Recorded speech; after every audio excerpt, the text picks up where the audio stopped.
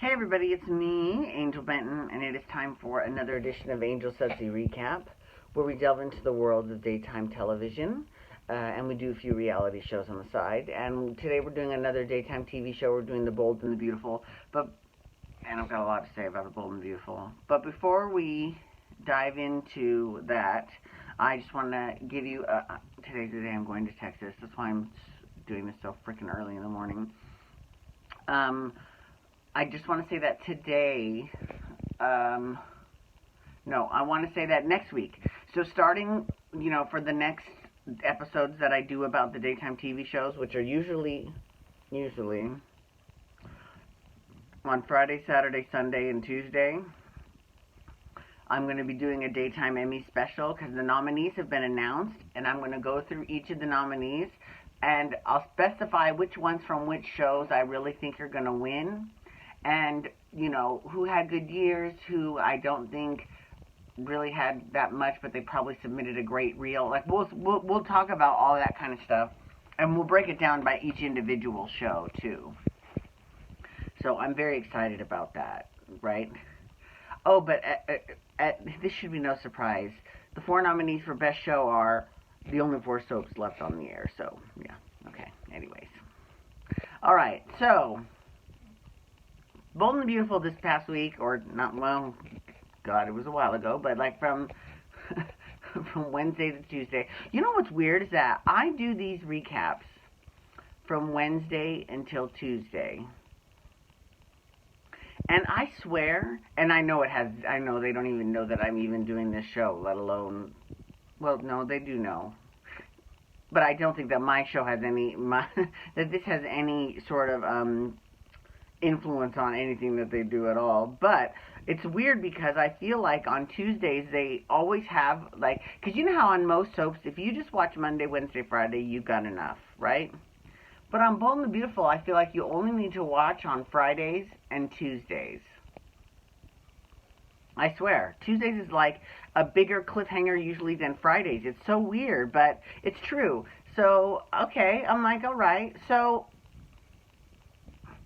let's talk about Bill Spencer. Okay, so Bill Spencer okay, here's another thing. I kind of need to clarify from my last video.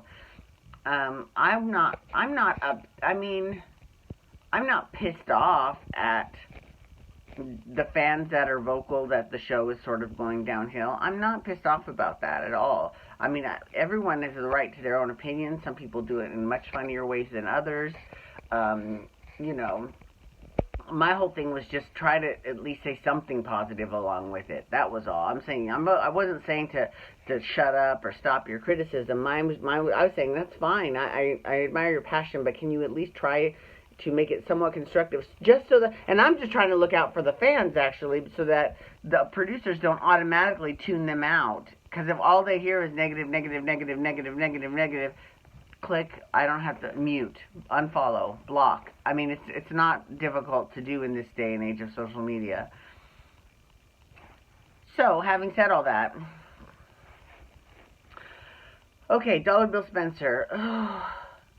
So, he was shot last Tuesday, and then this week we sort of saw a whole bunch of different suspects, right?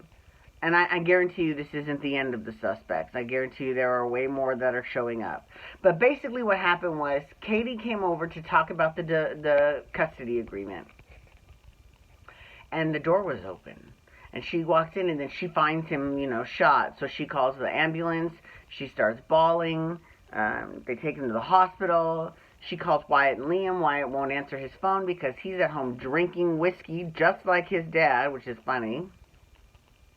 Or is that ironic? Anyways.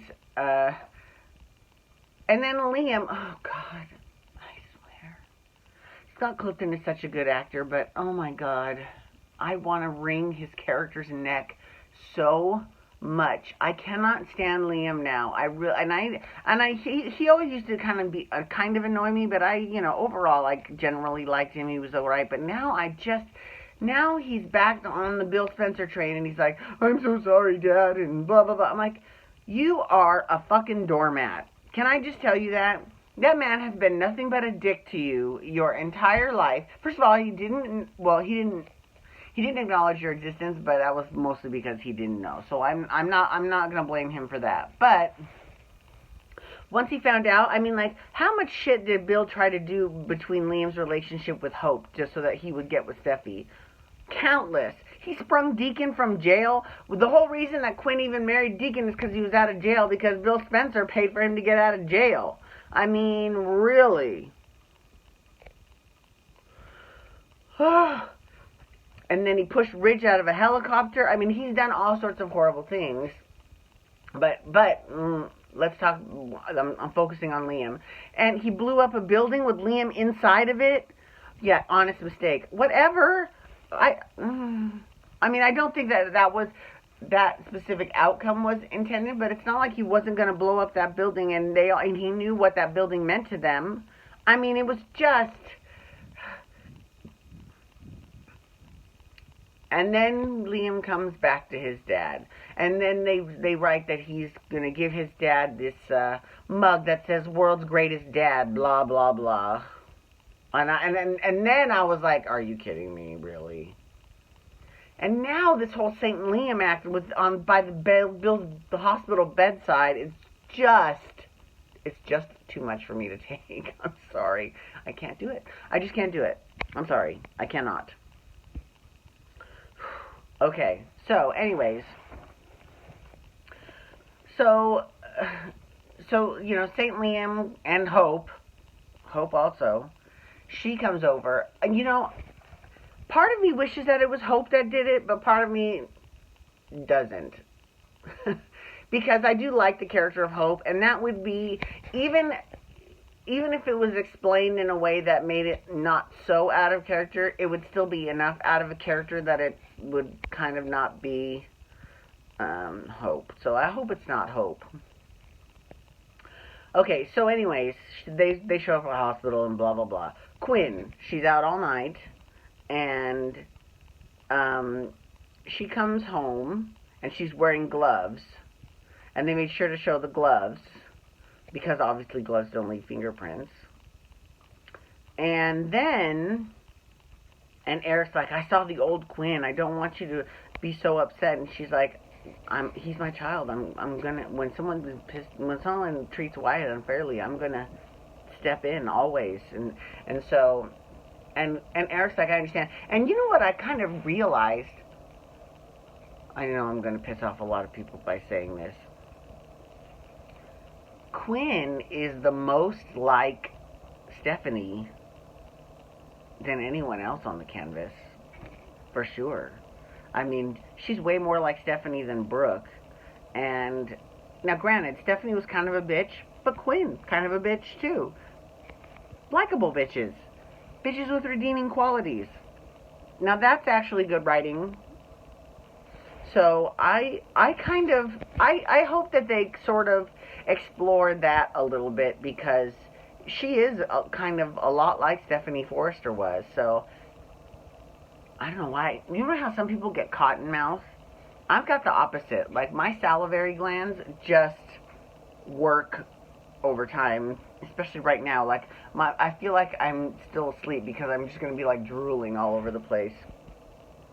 Or that I went to the dentist and got some sort of procedure, and now I'm like, I've done that though. I've done videos like that. All right, so okay, so Thomas Forster, remember Thomas? He came back, and he said that he found out that Bill had lied to him about Caroline's illness. The truth came out. He's left Caroline, and he came to collect Sally, and he apologized to Sally, and, you know, luckily, nothing has really changed for Sally since Thomas left. Like, there's been a flirtation with Liam, but Liam is technically still married to Steffi. Excuse me. So, they had a nice little, cute little reunion, and he looks really good with his haircut. He looks real nice. Same actor, Pearson Fode, looks real good. But, of course, you know, they're both suspects, and Sally's fingerprints are all over the gun. Justin is also a suspect because he's now the head of Spencer Publications, and let's see, you know, Liam and Wyatt are obviously at the top of the suspect list, and then there's, but neither, I doubt that either one of them could do it. Rick, I know, that's random. Rick disappeared all night, one night, and, you know, Sheila Carter, they think Sheila did it, and Sheila thinks Ridge did it. Which, you know, it wouldn't make any, if they were to have Sheila Carter shoot Bill, that wouldn't make any sense, because that would be like, I doubt that if anyone from the Forresters asked her to kill someone that was against them so that she could endear themselves, do you think that they would really hold their word? No. No. And should she? She's way too smart for that. I don't think so. I hope it's not her either. The only people I really hope it's not is Hope and Sheila, which they could not be more different as characters, but just there would not be enough motivation for them to do that sort of thing. Especially Hope, man. She's been living in Italy forever. You know, Bill hasn't been doing shit to her lately, so, you know, what does she care? You know, like, anyways. And then Pam, now this is interesting. Pam doesn't remember at all where she was that night because she's off her meds. Now all of this we hate Bill Spencer rhetoric has kind of just all came up out of nowhere. Some people, they might have historical reasons for it, but we haven't heard any of them mention it in forever. So, anyways, I'll talk more about this in a couple weeks after I do my Daytime Emmy special next week, and then I'll go back into the show because it's just not really much happened. Let's put it that way. We just saw the list of people who might have done it. Okay. Thank you so much for logging on today. I do appreciate it. Please feel free to follow me on Twitter, Instagram, and Snapchat at Angel Benton. You can hashtag Bold and Beautiful to talk about the Bold and Beautiful with me, or you can also hashtag Pump Rules to talk Vanderpump Rules, which I'm doing next. And then you can also hit that subscribe button on my YouTube channel to get my YouTube videos sent to your email inbox every single day. And you can look around my YouTube channel for my Storytime with Angel Benton series where I tell stories about my life having nothing to do with television. Alrighty, everyone. Have a wonderful day. Peace out. Wubba, wubba, wubba.